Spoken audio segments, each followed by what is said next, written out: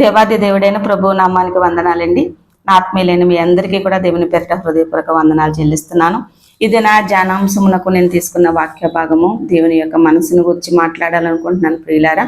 1 కొరింథీయులకు రాసిన పత్రిక 2వ అధ్యాయం 16వ వచనంలో దేవుని మనస్సు ఎరిగిన వారు ఎవరు, మనము ఆయన మనస్సును ఎరిగిన వారముగా ఉండాలి అని పౌలు గారు సంబోధిస్తున్నారు.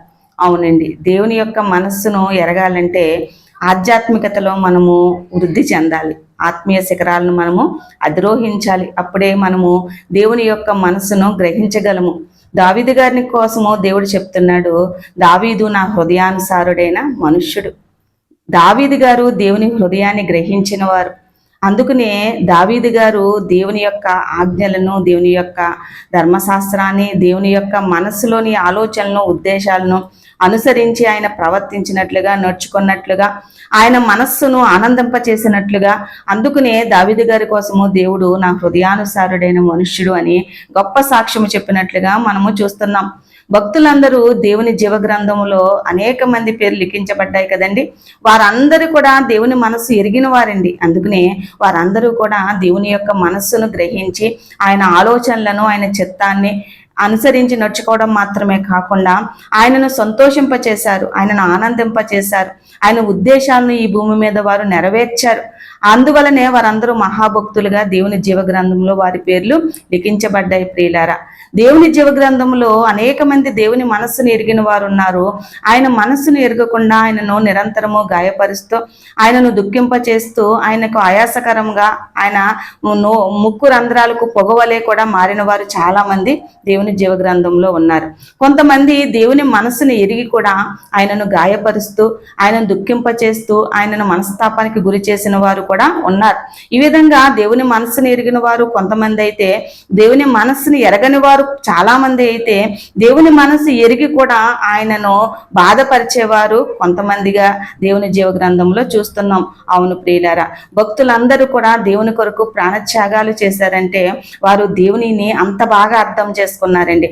ఆయన మనస్సులోని ఉద్దేశాలను, ఆలోచనలను ఆ విధంగా గ్రహించి ఈ లోకంలో దేవుని కొరకు బ్రతికి దేవుని రాజ్యానికి లేకుంటే పరదేశకు ఇదేనాన్న వారు వెళ్ళి సంతోషంగా ఉన్నట్లుగా మనము చూస్తున్నాం. ఇదేనాన్న మనము ప్రశ్నించుకోవాలి, మనకి దేవుని మనసు ఎంతవరకు అర్థమైంది, దేవుని మనసు ఎంతవరకు మనం గ్రహించగలుగుతున్నాం, నిజంగా ఆయన మనస్సు ఎరిగిన వారంగా మనము ఈ లోకంలో జీవిస్తున్నామా? ఆయనకు ఒక మనస్సు ఉంది, ఆయన మనస్సు గాయపడుతుంది, ఆయన మనస్సు సంతోషిస్తుంది, ఆయనకు కూడా మనలాంటి మనస్సే ఉంది, ఆయనకు కూడా దుఃఖము సంతోషము కూడా ఆయనకు కూడా కలుగుతుంది అని ఎంతమంది ఇది నాన్న గ్రహిస్తున్నాం ప్రియుల? దేవుని మనస్సును ఆనందింప చేయాలంటే, దేవుని మనస్సును సంతోషింప చేయాలంటే సామెతల గ్రంథంలో లేకుంటే ప్రసంగిలు చక్కగా చెప్తున్నారు. ఆయన మనస్సు, నా కుమారుడా నా ఉపదేశములను విను, నేను చెప్పినట్లుగా నడుచుకో, నువ్వు ఆలకించు నా ఉపదేశములను, ఆ విధంగా చేయడం వల్ల నా మనసు ఆనందిస్తుంది, నా హృదయం సంతోషిస్తుంది, ఇదే కదా నేను నీ నుండి కోరుకుంటున్నాను అని అనేక మారులు దేవుడు సామెతల గ్రంథంలో సొలొమోను గారి ద్వారా మనతో రాయించారు. ఆయన మనస్సును సంతోషింప చేయాలంటే ఆయనతో మనం సహవాసము కలిగి ఉండాలి. దివారాత్రులు ఆయనతో బంధాన్ని మనం పెంచుకోవాలి. ఆయన మనస్సు యొక్క జీవ గ్రంథాన్ని, ఆయన మనస్సును తెలియజేసిన, ఆయన మనసులో ఉద్దేశాలను, ఆలోచనలను సమస్తాన్ని మనకు తెలియజేసింది ఈ పరిశుద్ధ దేవుని జీవ గ్రంథం ప్రియులారా. ఈ మనస్సు, దేవుని యొక్క మనస్సు ఈ జీవ గ్రంథంలో దేవుడు ఇనుమడింపజేశారు. ఈ జీవ గ్రంథాన్ని మనం చదవడం ద్వారా ఆయన మనస్సు ఏంటో మనకి అర్థమవుతుంది, ఆయన ఉద్దేశాలు ఏంటో మనకు అర్థమవుతాయి, ఆయన చిత్తం ఏంటో మనకు అర్థమవుతుంది, ఏ విధంగా నడిస్తే మనము దేవుని సంతోష పెట్టాలో మనకి అర్థమవుతుంది. అందుకనే దివారాత్రములు దానిని ధ్యానించమంటున్నారు, దాన్ని పరిశీలించి చదవమని యెషయా గ్రంథంలో చెబుతున్నారు. ఈ విధంగా దేవుని యొక్క జీవ గ్రంథాన్ని మనము ధ్యానించడం వల్ల, చదవడం వల్ల దేవుని యొక్క మనస్సును సంతోషింపజేసే జీవితాన్ని మనము జీవిస్తాం ప్రియులారా. అటువంటి మనస్సు మనము కూడా కలిగి ఉండాలని పౌలు గారు కొరింథీయులకు రాసిన మొదటి పత్రిక 2వ అధ్యాయం 16వ వచనంలో చెప్తున్నారు. ఆయన మనస్సును ఎరిగిన వారు ఎవరు? మనం ఆయన మనస్సును ఎరిగిన వారముగా మనం ఉండాలి ప్రియులారా. ఆయనను దుఃఖపరిచే రీతిలో, ఆయనను బాధ పెట్టే రీతిలో మనము జీవించినట్లయితే మనము చాలా మన బాధలు అనుభవించవలసిన పరిస్థితి రానున్న కాలంలో రాబోతుంది. చూడండి, ఉదాహరణగా ఎగ్జాంపుల్గా అనేక మంది సెలబ్రిటీస్ వారి యొక్క మనోభావాలను దెబ్బతిన్నాయి, లేకుంటే మా పరువు తీస్తారు, కానీ పరువు నష్టం దావా వేయడం మనం చూస్తూ ఉంటాం. వారందరూ కూడా పెద్ద పెద్ద పేరు మోసిన సెలబ్రిటీస్ వారు కోర్టులో కేసు వేసి ఈ ఫలానా వ్యక్తి నా యొక్క పరువు తీసివేశాడు, నా మనోభావాలను దెబ్బతీశారు, నా ప్రతిష్టలు మంటగలిపారు అని వారి మీద కేసులు వేయటం చూస్తూ ఉంటాం.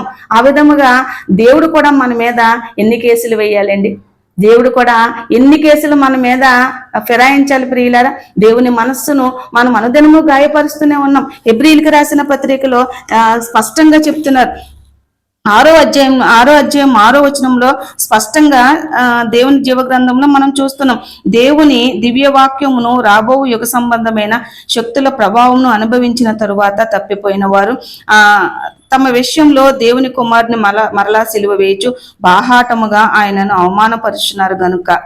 బాహాటముగా ఏం చేస్తున్నారంటే మనం అందరూ కూడా ఆయన్ని అవమానపరుస్తున్నాం. ఒకసారి వెలిగింపబడి దేవుని మనస్సు ఏంటో తెలుసు, దేవుడు ఏ విధంగా ఆయన మనస్సు తెలిసిన వారు ఆయనను ఏ విధంగా సంతోషింప చేయాలో తెలుసు, ఆయనను ఏ విధంగా ఆనందింప చేయాలో తెలుసు కూడా ఒకసారి వెలిగింపబడి దేవుని యొక్క ప్రేమను దేవుని యొక్క చిత్తాన్ని తెలుసుకున్న తరువాత మళ్ళీ మనం తప్పిపోతే ఆయనను బాహాటముగా సిలువ వేసేవారంగా మనము ఉంటున్నామంటే ఇదే నాన్న దేవుని వాక్యము తెలుసు, దేవుని మనస్సు తెలుసు, ఆయన చిత్తము తెలుసు, అన్నీ తెలిసి కూడా మనం ఇదే నాన్న ఎంతమంది తప్పిపోతున్నాం. మాట ద్వారా, ఆలోచన ద్వారా, తలంపుల ద్వారా, మన ప్రవర్తన ద్వారా మనము అనేక మార్లు తప్పిపోయే వారంగా మనం ఉన్నట్లయితే బాహాటముగా ఏం చేస్తున్నామండి? ఆయనను సిలువ వేసేవారుగా ఉంటున్నాం. ఈ విధంగా చేయడం వల్ల ఆయన మనసు నొచ్చుకోదా ఆయన మనస్సు?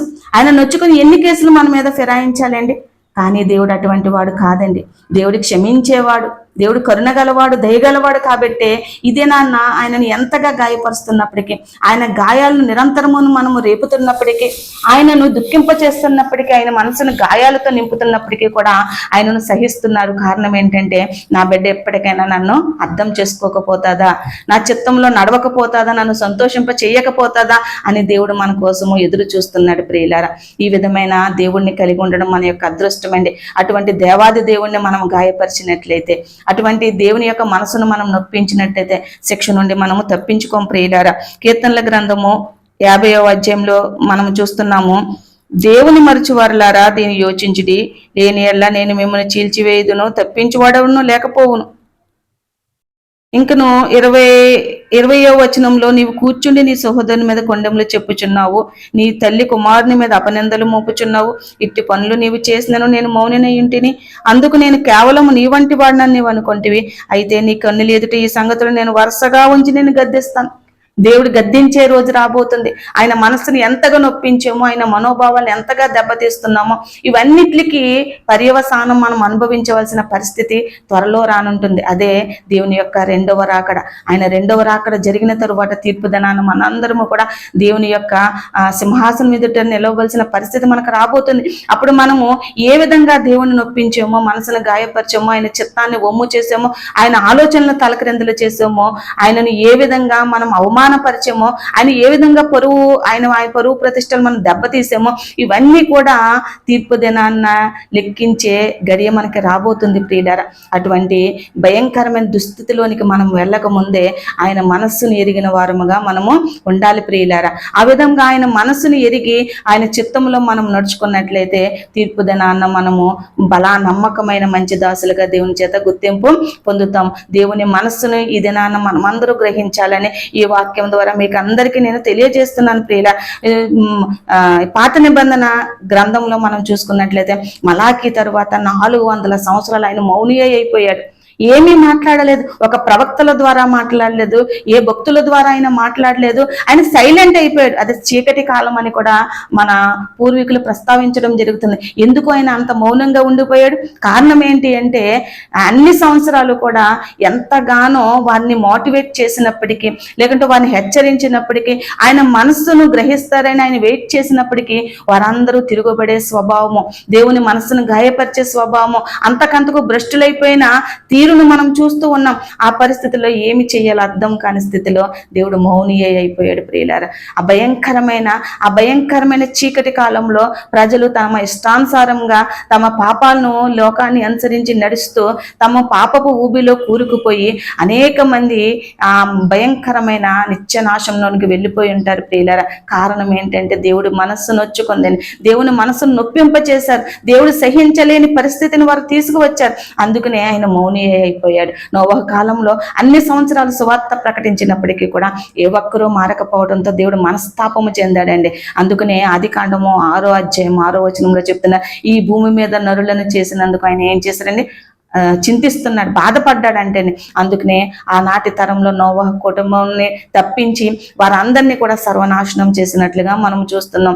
ఈనాడు మనము ఎంతగా దేవుని మనస్సును గాయపరుస్తున్నాం, ఎంతగా దేవుణ్ణి నొప్పింప చేస్తున్నాం, ఎంతగా దేవుణ్ణి బాధ పెడుతున్నాం ప్రియులారా.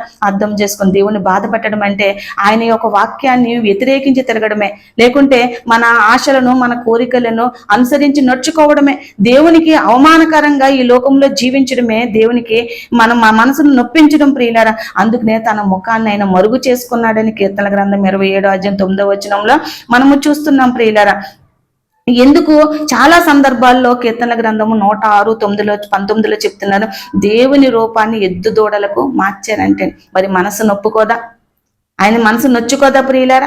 దేవుడు సర్వశక్తి అయిన దేవుని రూపాన్ని ఎలా పోల్చారంటే ఎద్దు రూపంలోనికి మార్చారంటే, ఇవే మా దేవుడు, ఇవే మమ్మల్ని ఐగుప్తు దేశం నుండి తీసుకొచ్చిన దేవుడు అనేసి దేవుణ్ణి పక్కన పెట్టి ఎద్దులని లేకుంటే వారి అనుకున్న ఆ విగ్రహాలను పూజించడం వల్ల దేవుని మనస్సు నొచ్చుకుందండి ప్రియులారా. అదే విధంగా అనేక మంది అండి, న్యాయాధిపతుల గ్రంథము 10వ అధ్యాయం 13వ వచనంలో అన్య దేవతల దగ్గరకు వెళ్ళారంటే అండి, దేవుని విసర్జించి దేవుని కాలదన్నుకొని అన్య దేవతల దగ్గరికి వెళ్ళడం వల్ల ఆయన మనస్సు నొచ్చుకుందంటే మరి నొచ్చుకోదండి. అసలైన దేవుణ్ణి విడిచిపెట్టి, సర్వశక్తి గల దేవుణ్ణి విడిచిపెట్టి, తమ కష్టంలో నష్టంలో ఇరుకుల్లో ఇబ్బందుల్లో తప్పించిన దేవుణ్ణి ప్రక్కన పెట్టి అన్య దేవతల దగ్గరికి వెళ్ళడం వల్ల ఆయన మనసు నొచ్చుకుందంటే ప్రియులారా. అంతేకాకుండా అహరోను కుమారులు ఏం చేశారండి, లేవీకాండము 10వ అధ్యాయము 12వ వచనంలో అహరోను కుమారులు వేరే అగ్ని తెచ్చారంటే, అంటే అగ్ని ఉన్న దేవుణ్ణి ఆరాధించడం లేకుంటే బలి అర్పించడం పోయి వేరే అన్యాగ్ని తేవడం వల్ల దేవుడు మనసు నొచ్చుకుంది. ఈ విధంగా ఆయన మనసు నొప్పింప చేసిన వారు అనేక మంది భక్తులైన వారు ఉన్నారు, భక్తులు కాని వారు ఉన్నారు. ఇదేనా 90% ప్రపంచము దేవుని మనసును నొప్పించే రీతిలోనే వారి యొక్క ప్రవర్తన, మాటలు, చేష్టలు, వారి యొక్క క్రియలు అనేక విధాలుగా దేవుని మనస్సును నొప్పింప చేస్తున్నాయి.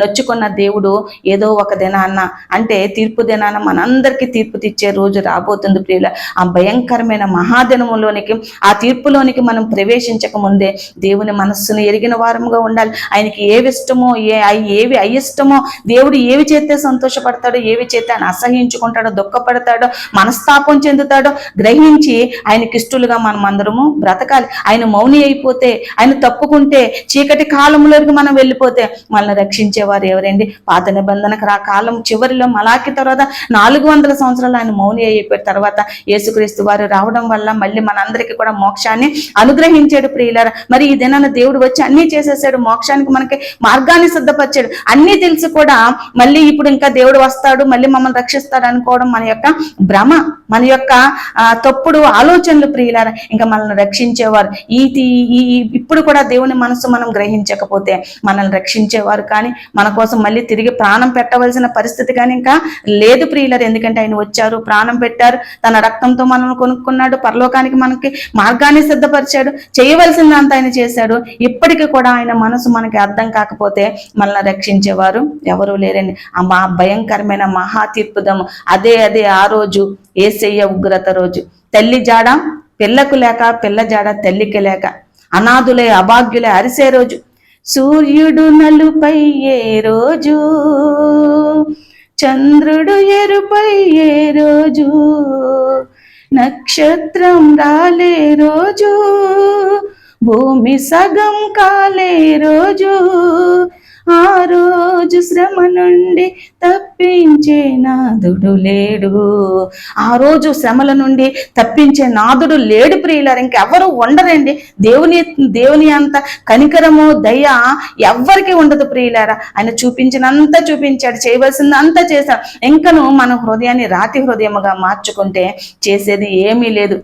జీవితాంతము కూడా యుగాలు ఆ నిత్య నరకాగ్నిలో కాలవచ్చిన పరిస్థితి మనకి రాబోతుంది. ఇదే దినాన్న నూతన సంవత్సరంలో ప్రవేశించబడ్డ మనము దేవుని మనస్సును ఎరిగిన వారంగా, గత సంవత్సరాలు మనం ఎంతగా దేవుని మనసును నొప్పించామో, ఏ విధంగా దేవునికి అయిష్టంగా బ్రతికామో, మన క్రియలు మన ప్రవర్తన ద్వారా ఆయన ఎంతగా గాయపరిచామో మనందరికీ ఎవరి విషయాలు వారికే తెలుసు ప్రియులారా. ఇక నుండన్నా మన మనసు మార్చుకుందామండి, దేవుని మనస్సు ఎరిగిన వారంగా ఉందామండి. అలనాడు దావీదు గారు హృదయానుసారుడయ్యాడండి, నోవహు గారు దేవుని మనస్సు ఎరిగారండి, అబ్రహాము గారు దేవుని మనస్సు గ్రహించి తన బంధువుల్ని తన యొక్క స్నేహితులను అందరినీ విడిచిపెట్టి తన దేవుడు రమ్మన్న ప్రదేశానికి వెళ్ళిపోయాడండి. అందుకనే వారందరి పేర్లు దేవుని జీవగ్రంథం లిఖించబడ్డాయి ప్రియులారా. ఆ విధమైన దేవుని మనస్సు ఎరిగిన వారు భక్తులుగా మనం ఉండాలి తప్ప దేవుని మనస్సును ఆయాసపరిచి దుఃఖపరిచే వారంగా ఉంటే ఆ మహా తీర్పు దినాన్ని మనం తప్పించుకోలేమండి. కాబట్టి ఏ విషయాల్లో మనము దేవుని గాయపరుస్తున్నామో, మనసును నొప్పిస్తున్నామో, ప్రతి ఒక్కరూ కూడా ఆలోచన కలిగి దేవుని మనసును సంతోషింపచేసే రీతిలో మన ఆత్మీయ జీవితం ఉండాలని దేవుని పేరట మనస్ఫూర్తిగా కోరుకుంటూ, అటువంటి భ్రష్ట మనసు లేదా నిత్య నరకాగ్నికి పాత్రమయ్యే మనసు నుండి మనం విడుదల పొందుకొని దేవుని యొక్క మనసు కలిగిన వారంగా దేవుని ఆనందింపచేసేవారుగా మన అందరం ఉండాలని కోరుకుంటూ ఈ పరిశుద్ధ మాటలు దేవుడు దీవించి ఆశీర్వదించును గాక. అందరికీ వందనాలండి.